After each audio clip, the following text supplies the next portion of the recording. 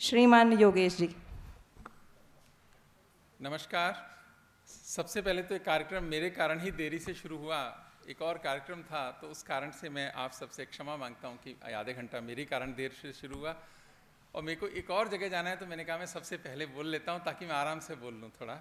इसके लिए मैंने आग्रह किया और आप सबने माना, आपका बहुत बहुत आभार। Professor Dhananjay Joshi, vice chancellor, teachers university Delhi, professor Balram पानी, डीन ऑफ कॉलेजेस, माननीय अजय कुमार जी, बौद्धिक शिक्षण प्रमुख, राष्ट्रीय स्वयंसेवक संघ। इनका नाम मुझे बड़ा अच्छा लगा, अजय। नॉर्मली मैं सोच रहा था अजय, पर मैंने कहा आपके माँ बाप कितने अच्छे रहे कि एक अच्छा सा नाम दिया, अजय। आपका दिल्ली विश्वविद्यालय में मैं स्वागत करता हूँ। Professor Geeta Bhatt, director NCWEB, professor Vinod Sharma, professor Rakesh Kumar Pandey, Indraprastha अध्ययन प्रमुख, इंद्रप्रस्थ अध्ययन केंद्र, आदरणीय राजकुमार भाटिया जी, इनको बहुत वर्ष से मैं जानता भी हूँ, और आज जो अच्छे दिन देश के आने लगे हैं उसमें इनकी समझ और मेहनत बहुत लगी हुई है, मैं उनका भी बहुत आभार व्यक्त करता हूँ। श्री उत्तम जी, श्री नवीन जी, इंद्रप्रस्थ अध्ययन केंद्र के कार्यकर्ता, बहनों और बंधुओं, बहुत सारे प्राध्यापक यहाँ बैठे हैं, प्राध्यापक, शिक्षाविद, और इस सभागार में जितने सब बैठे हैं, आप सबको भारत को आगे बढ़ाने में, भारत को विकसित बनाने में आपकी एक भूमिका होने वाली है। उस भूमिका के लिए आपके मन तैयार हों, इसके लिए मैं प्रभु से कामना करता हूँ। और आज का जो विषय है, वर्तमान में उभरते भारत की चुनौतियां एवं समाधान, ये विषय बहुत सार्थक है और बहुत ज़रूरी भी है, और बहुत समझ से इस पर बात करने की आवश्यकता भी है। क्या भारत वास्तव में बदल रहा है? तो कुछ प्रश्न उठते हैं मन में जब हम कहते हैं कि उभरता हुआ भारत, बदलता हुआ भारत, आगे बढ़ता हुआ भारत, अच्छा लगता हुआ भारत। तो क्या भारत वास्तव में बदल रहा है? क्या वैश्विक स्तर पर भारत का मान बढ़ रहा है? जब उत्थान की बात करते हैं तो भारत में उत्थान हो रहा है, तो कितना उत्थान हो रहा है? और बहुत सारे लोग बात करते हैं कि अच्छे दिन आने थे, आए नहीं। तो अच्छे दिन आए हैं क्या, या आने वाले हैं क्या?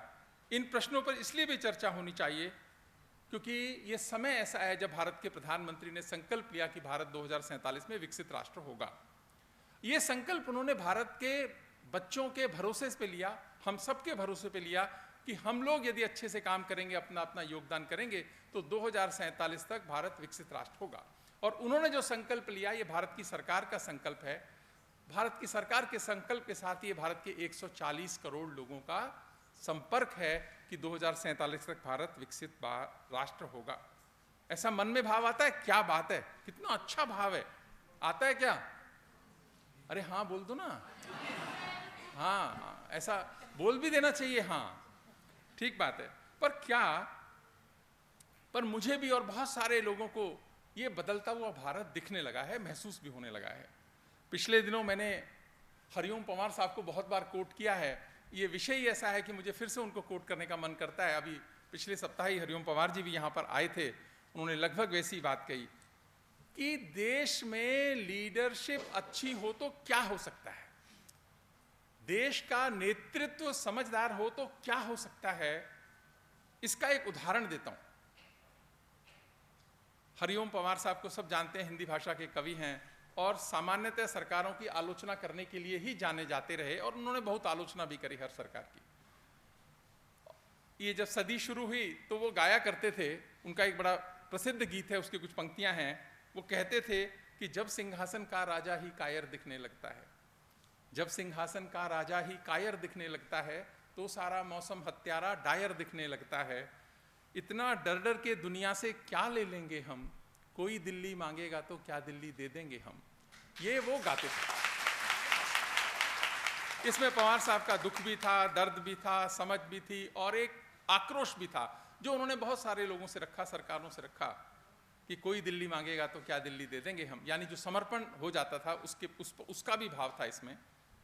तो मैं सोचने लगा कि ये बदलते भारत में आज के संदर्भ में पंवार साहब ये गाना, ये पंक्तियां तो नहीं गा सकते, और यदि कोई गाएगा, वो गाएंगे तो कोई लेगा नहीं उनको।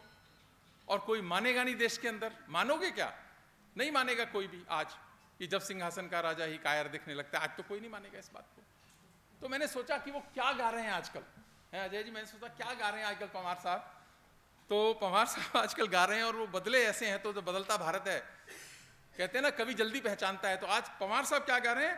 भारत ने हर समझौते का आदी बनना छोड़ दिया, भारत ने हर समझौते का आदी बनना छोड़ दिया, कुछ बातों में हमने बापू गांधी बनना छोड़ दिया।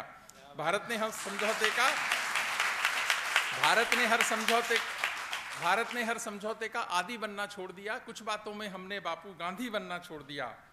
नई सदी का भारत है ये 62 वाला दौर नहीं, हम भी दुनिया के दादा हैं, दिल्ली हैं लाहौर नहीं। हमने अपने संविधान से 370 मिटा दिया, नेहरू जी ने डाला था जो सांप गले से हटा दिया। हमने अपने संविधान से 370 मिटा दिया, नेहरू जी ने डाला था जो सांप गले से हटा दिया। उरी का उत्तर घर में घुसकर चोट से देना सीख लिया, पुलवामा का उत्तर बालाकोट से देना सीख लिया। हमने डर को कूटनीति से दूर हटाकर रखा है, दिल्ली के सिंहासन पर एक शेर बिठाकर रखा है। ये है बदलता हुआ भारत, ये है उभरता हुआ भारत, ये है नया भारत। और जिसके प्रधानमंत्री ने संकल्प लिया कि भारत को विकसित करेंगे 2047 तक, तो उनके मन में भाव रहा होगा, पहला तो काम वो जो है और सही भी है कि भारत से गरीबी को दूर करना, भारत से गरीबी को दूर करना। सब काम उसके बाद शुरू होंगे, लेकिन भारत से गरीबी को दूर करना। आप में से कितने लोग ऐसे हैं जो एयरक्राफ्ट में बैठे हैं? बहुत सारे बैठे होंगे, थोड़े लोग बैठे हैं, पर चिंता नहीं करें, जो नहीं बैठे हैं जल्दी बैठेंगे आप एयरक्राफ्ट में। और जब आप एयरक्राफ्ट में बैठते हैं, तो आपके मन में यह भाव कभी नहीं आता कि ये एयरक्राफ्ट गिर जाएगा, नहीं आता। और आपको भरोसा होता है कि ये जो पायलट चला रहे हैं ये समझदार हैं और ये संभाल लेंगे, कोई परिस्थिति भी खराब आएगी तो। और कभी कभी एयर डेंसिटी में बदलाव के कारण से टर्बुलेंस होता है और जहाज हिलने लगता है, तो आपके मन में कहीं छोटा मोटा भय तो आता होगा, पर यह नहीं भय आता कभी कि गिर जाएगा एयरक्राफ्ट। और यदि आपको लगे कि ये गिर सकता है, तो आप एयरक्राफ्ट में बैठेंगे क्या? नहीं बैठेंगे आप एयरक्राफ्ट में कि गिर जाएगा यार, 11 किलोमीटर ऊपर लेकर गए हैं, कहीं गिरा ना दें। पर आपको भरोसा होता है कि ये गिरेगा नहीं, हम सेफ लैंडिंग करेंगे। तो मैं ये कह सकता हूँ, ये तो 2047 के अभियान का जो जहाज है, आप इसमें शांति से बैठिए। ये पायलट समझदार हैं, अनुभवी हैं, ये पायलट समझदार हैं, अनुभवी हैं और आपको 2047 में सेफ लैंडिंग कराएंगे विकसित भारत में। ये है बदलता हुआ भारत, ये है नया भारत। एक और कुछ उभरते नए भारत की जब बात हम करते हैं, तो जैसे अभी पंवार साहब की बात थी कि हमने आर्टिकल 370 को हटाया, बहुत मुश्किल काम था लेकिन देश ने इसको किया। अयोध्या में राम मंदिर की प्राण प्रतिष्ठा हुई, राम मंदिर का निर्माण हुआ, कितने सदियों का एक संघर्ष पूरा हुआ। ये हम सब के लिए बहुत ही गर्व और सम्मान की बात है कि कितने लोगों ने सोचा भी नहीं होगा कि ऐसा भी कोई दिन आएगा कि जिस दिन ये होगा। मुझे ये नहीं मालूम कि दिल्ली में कितने लोग ऐसे हैं, मैं जानता नहीं, लेकिन जब मैं गुजरात में सयाजीराव यूनिवर्सिटी बड़ौदा का वाइस चांसलर था, तो वहाँ मुझे बहुत सारे गुजरात के लोग मिलने आते थे। किसी ने चाय छोड़ रखी थी, किसी ने फल छोड़ रखे थे, किसी ने कुछ छोड़ रखा था कि जब राम मंदिर का निर्माण होगा तो शुरू करेंगे।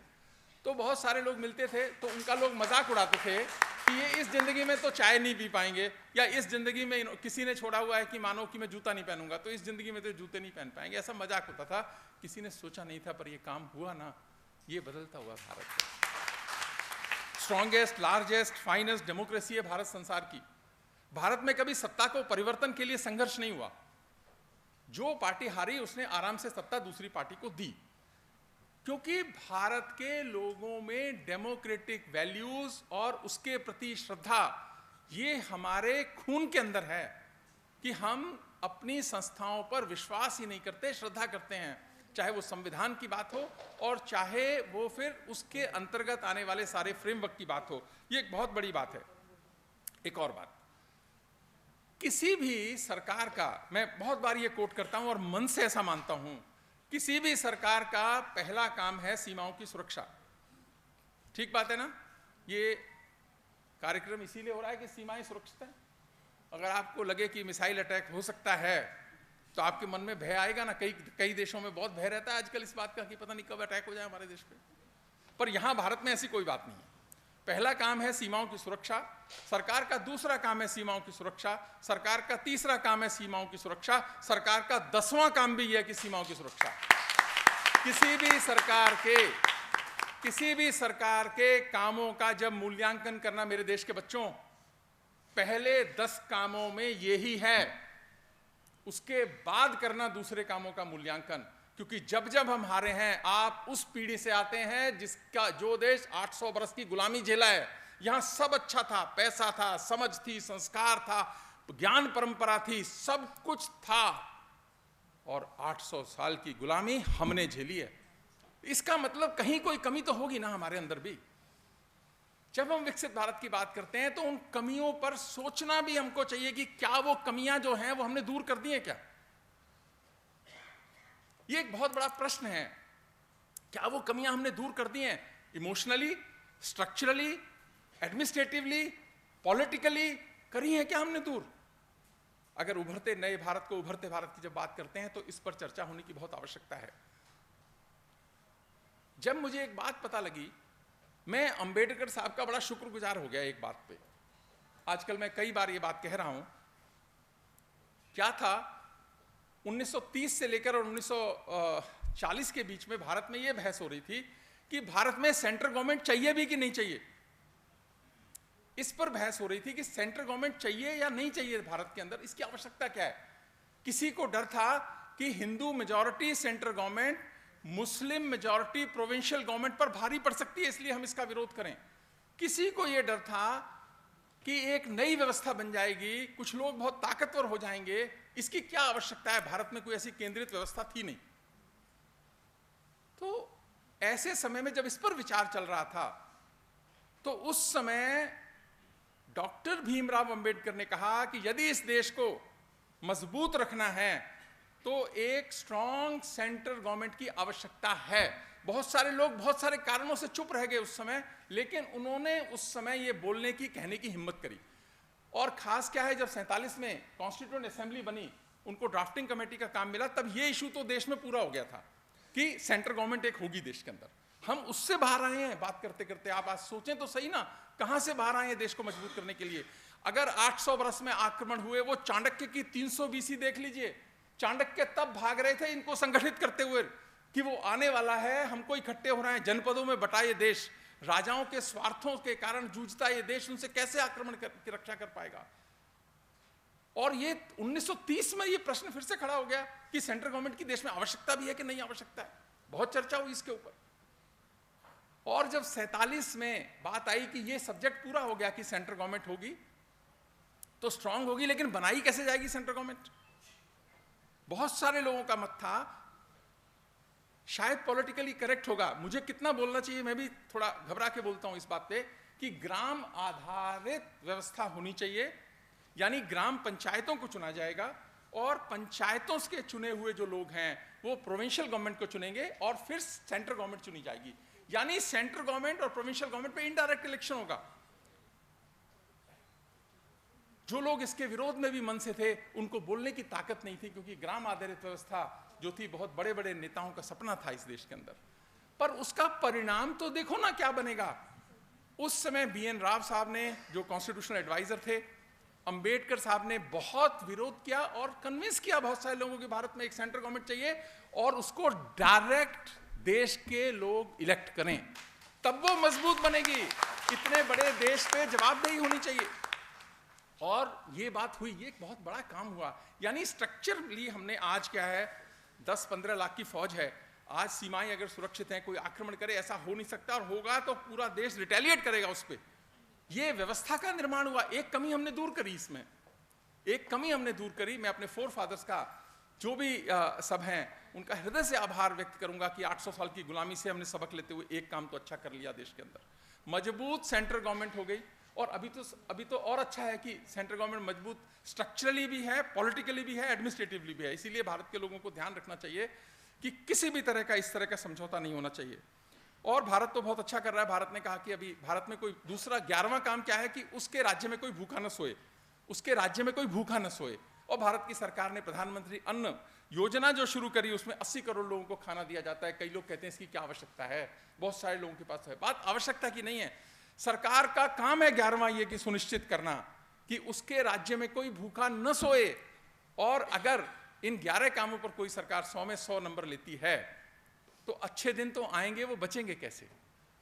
ये भारत के बच्चों को सोचने की आवश्यकता है। अभी टेक्नोलॉजी की बात करते हैं, हमने न जाने क्या क्या किया है। यूपीआई, यूनिफाइड पेमेंट इंटरफेस बनाया, वो सरकार ने बनाया। और आज मेरे ख्याल से इस हॉल में जितने भी लोग हैं, हम उसको ट्रांजैक्शंस करते ही हैं। तो पहले जो टेक्नोलॉजी के प्रति कहा जाता था कि भारत के लोग विरोधी हैं टेक्नोलॉजी के, अच्छा भाव नहीं रखते हैं, ऐसी बात नहीं है। भारत के लोग टेक्नोलॉजी में अच्छा भाव भी रखते हैं, उसको इमीडिएटली अडॉप्ट भी करते हैं और नई टेक्नोलॉजी बनाने की दिशा में काम भी करते हैं। भारत ने सिद्ध किया, न जाने कितने एग्जाम्पल हैं, आज वक्त नहीं उनको देने का। लेकिन सबसे अच्छा यूनिफाइड पेमेंट इंटरफेस जो बनाया, ये national payment corporation of India ने बनाया, जो आरबीआई और इंडियन बैंकिंग एसोसिएशन का जॉइंट प्रोजेक्ट है, जॉइंट कंपनी है इनकी, जो सेफ्टी भी देती है। आपको आज डर नहीं लगता है कि मेरे पैसे को कोई ले जाएगा, कि आपके बैंक अकाउंट और आपके किसी भी पेटीएम और गूगल पे और किसी पे के बीच में ये लेयर है जो कि हमको सेफ्टी देती है। संसार के कितने देशों ने ऐसा किया? नहीं किया, कर नहीं पाए अभी, और अब करेंगे। यानी नए नए एरियाज में हम लीड ले रहे हैं। एक और बात, आज भारत में 120 करोड़ मोबाइल यूजर्स हैं, 80 करोड़ इंटरनेट यूजर्स हैं, 30 करोड़ यूपीआई यूजर्स हैं। और आज हम सेकेंड लार्जेस्ट मैन्युफैक्चरिंग मोबाइल के बन गए। जब 14 में क्या था मैं आपको बताता हूं एक एग्जांपल के साथ। 2014 में भारत 100% मोबाइल फोन इंपोर्ट करता था। 5 करोड़ मोबाइल फोन भारत में हर महीने खरीदे जाते थे। यानी इतनी सारी डिमांड थी, हम 100% इंपोर्ट करते थे। और ऑयल के बाद में हमारा सबसे ज्यादा इंपोर्ट बिल इलेक्ट्रॉनिक्स पे था, इलेक्ट्रॉनिक्स इंपोर्ट पे था। अब देखिए आज क्या हालत है कि हम एक्सपोर्ट करने लगे मोबाइल फोन को। एक एग्जांपल देता हूं, अभी 2-3 दिन पहले अखबारों ने रिपोर्ट किया, आप सबने पढ़ा होगा, कि Apple iPhone exports from India have seen a significant rise with figures nearly doubling from $6.27 billion in 2023 to $12.1 billion in 23-24. यानी $12.1 बिलियन आईफोन हम एक्सपोर्ट कर रहे हैं भारत से। दूसरा, और टोटल स्मार्टफोन जो हम एक्सपोर्ट कर रहे हैं, 2014 में 100% इंपोर्ट करते थे।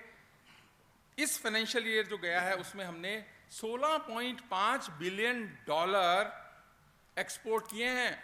और सबसे ज्यादा जो हमारा इस समय उसको यूज करने वाला देश है वो अमेरिका है, जिसने कि $6 बिलियन मोबाइल फोन इंपोर्ट करता है आज भारत से। ये बदलता भारत है कि यानी 14 से पहले जो 100% हम इंपोर्ट करते थे, आज हम एक्सपोर्ट कर रहे हैं और सेकेंड लार्जेस्ट एक्सपोर्टर हैं मोबाइल फोन के। अब कई लोग कह सकते हैं आप तो बहुत सारी ना सामान क्या है इंपोर्ट करते हैं, कंपोनेंट्स को यहाँ असेंबल करते हैं, टेस्ट करते हैं, कुछ वैल्यू एडिशन करते हैं, कुछ सॉफ्टवेयर डालते हैं और भेज देते हैं।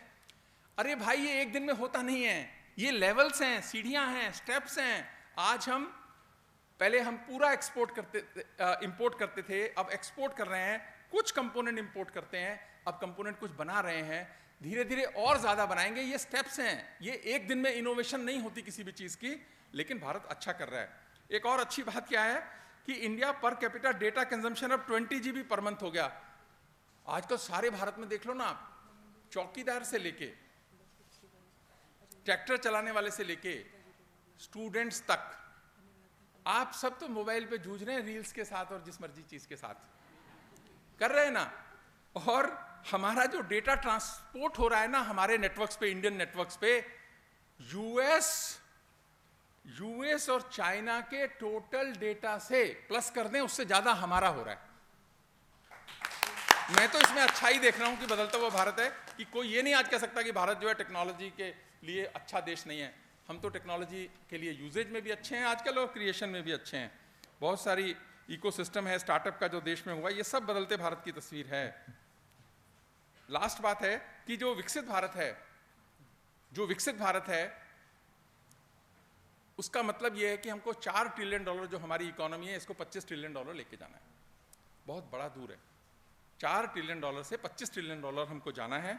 लेकिन भारत को पहला ट्रिलियन इकोनॉमी बनने में 60 साल लगे आज़ादी के बाद। हम 2007 में $1 ट्रिलियन की इकोनॉमी बने, 14 में $2 ट्रिलियन की बने, 19 में $3 ट्रिलियन की बने, और आज हम $4 ट्रिलियन की इकोनॉमी हैं और हमको 25 ट्रिलियन जाना है।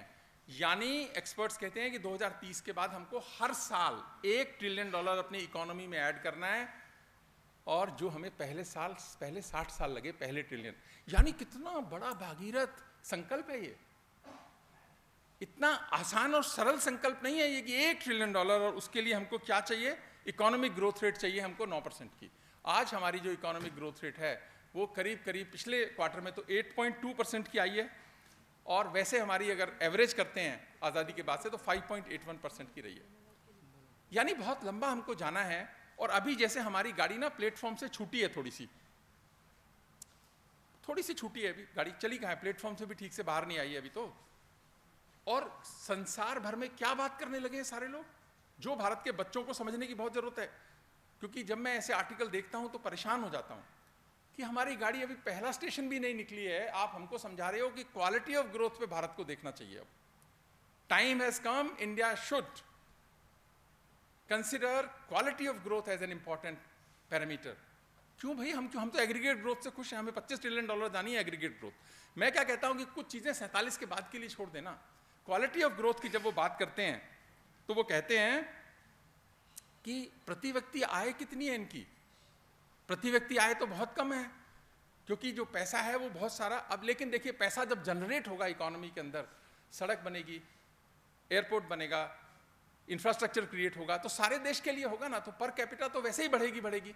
लेकिन उसको अभी स्ट्रक्चरली बढ़ाने के लिए सरकार का ध्यान गलत करने की आवश्यकता नहीं है, क्योंकि जो क्वालिटी ऑफ ग्रोथ है वो दो तरीके से आती है, कैपेक्स लेड और एक आती है कंजम्पशन लेड। कैपेक्स लेड जो ग्रोथ है, कैपेक्स लेड का मतलब हो गया इंफ्रास्ट्रक्चर बनाना देश का, सड़कें बनाना देश में, पानी देना गांव में, नहरें खोदना, जहां पे भी कैपिटल लगता है। और भारत की सरकार का टोटल फोकस कैपिटल लेड पे है। आज कंजम्पशन लेड पे 3% है सिर्फ हमारा, 3% की ग्रोथ रेट है वहां। लेकिन यूरोप, यूएस और बहुत सारे जो देश हैं वहां कैपिटल लेड एक्सपेंडिचर हो चुका है ऑलरेडी। उनको यदि अपनी ग्रोथ चाहिए तो कंजम्पशन से ही आ सकती है। तो वो सारी चीज उपभोक्ता पे बढ़ाने की बात करते हैं कि कंजम्पशन बढ़ाओ, कंजम्पशन बढ़ाओ, कंजम्पशन बढ़ाओ। उसके कारण से क्लाइमेट भी खराब हो गया उनका, हमारा भी हो गया उनके चक्कर में, और बहुत सारी चीजें हो गई। तो भारत को अपनी सोच के साथ में इस ग्रोथ रेट पे बात करनी है कि हम 47 के बाद कंजम्पशन की बात करेंगे। अभी तो हमको फोकस चाहिए कैपिटल लेड पे। पर आज जो रिसर्च आर्टिकल्स आ रहे हैं सब जगह, और जो आर्टिकल्स आ रहे हैं अखबारों के अंदर, वो क्या कह रहे हैं कि क्वालिटी ऑफ ग्रोथ की बात करो, quality of growth should be sustainable and it should be inclusive. इसकी आवश्यकता कितनी है ये हमको सोचने की आवश्यकता है कि बाद में करेंगे ना, 10-20 स्टेशन तो छोड़ ले हमारी गाड़ी, उसके बाद में हम इस पर फोकस करें। बहुत सारी चीज़ें 47 के बाद देश को सोचनी चाहिए। आज उससे कन्फ्यूज़न होता है। इसी कारण से जब वेस्टर्न मॉडल्स को रेप्लिकेशन की बात होती है, बहुत समझदारी से रेप्लिकेट करने की ज़रूरत है। जो प्रोफेसर्स बैठे हैं, मेरी उनसे भी रिक्वेस्ट है कि आप रिसर्च कीजिए इस दिशा में कि जो वेस्टर्न मॉडल्स है, अगर उसको पूरा हम यहाँ इंप्लीमेंट कर देंगे अपनी ग्रोथ के लिए, हमें आवश्यकता ही नहीं है, हमें अपने मॉडल्स पे, अपने तरीकों से ग्रोथ रेट पे जाना चाहिए। लेवल 1, लेवल 2, लेवल 3 अचीव देश कर लेगा तो 4, 5, 6 की हम बाद में बात करेंगे। अभी 4, 5, 6 की बात करना देश को भ्रमित करना है, मेरा ऐसा मानना है। ये बहुत ही आवश्यक है। इसी कारण से हमको चाहिए leaders decisive, trustworthy, reliable, unbiased, open mind, take bold decisions where other hesitate. इसी कारण से आज देश को वेल्थ क्रिएटर चाहिए, आज देश को जॉब क्रिएटर्स चाहिए, और आज देश को ग्रोथ क्रिएटर्स चाहिए। हमको ऐसी 100 बड़े इंडियन ब्रांड्स बनानी है, मल्टीनेशनल कंपनीज भारत की, जिसका साइज एप्पल जितना हो।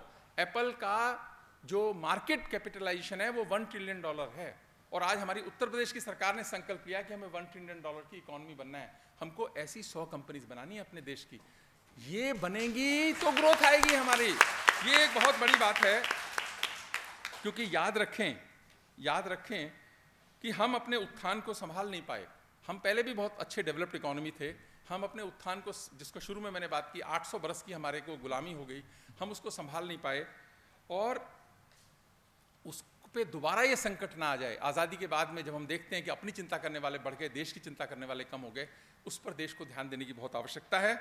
और हम अपने गलतियां जो पहले हो गई अब ना करें, इसके लिए विश्वविद्यालयों में बात होनी चाहिए, समझ होनी चाहिए, नए तरीके से इसकी पॉलिसीज़ फ्रेमवर्क में हमको सोचना चाहिए कि वो गलती जो पुरानी हुई होंगी वो अब ना करें। देखिए, अच्छा होना बहुत अच्छा है, राजा का, सरकार का अच्छा होना भी बहुत अच्छा है, पर अपने देश के लोगों के लिए अच्छा है, शत्रु के लिए अच्छा नहीं है। अभी कल भी मैं कहीं बात कर रहा था तो मुझे ध्यान आया, मैंने कहा पृथ्वीराज चौहान बहुत प्रतापी राजा थे, बहुत अच्छे राजा थे, उन जैसा वीर नहीं हुआ। और ऐसा लोग कहते हैं हिस्टोरियंस कि उनके बाद देश में वीरता का अंत हो गया पृथ्वीराज चौहान के बाद में। लेकिन एक पृथ्वीराज चौहान की गलती ने सदियों तक देश को गुलामी की तरफ ले गए। अगर वो पहली बार ही ना छोड़ते, इस बात में मत जाइए कि वो, बहुत सारे मेरे हिस्टोरियंस मुझसे बात करते हैं, कहते हैं सर 17 बार नहीं था, वो तो 1-2 बार ही छोड़ा था, 17 बार की तो कोई बात नहीं थी। पर एक बार भी क्यों छोड़ना?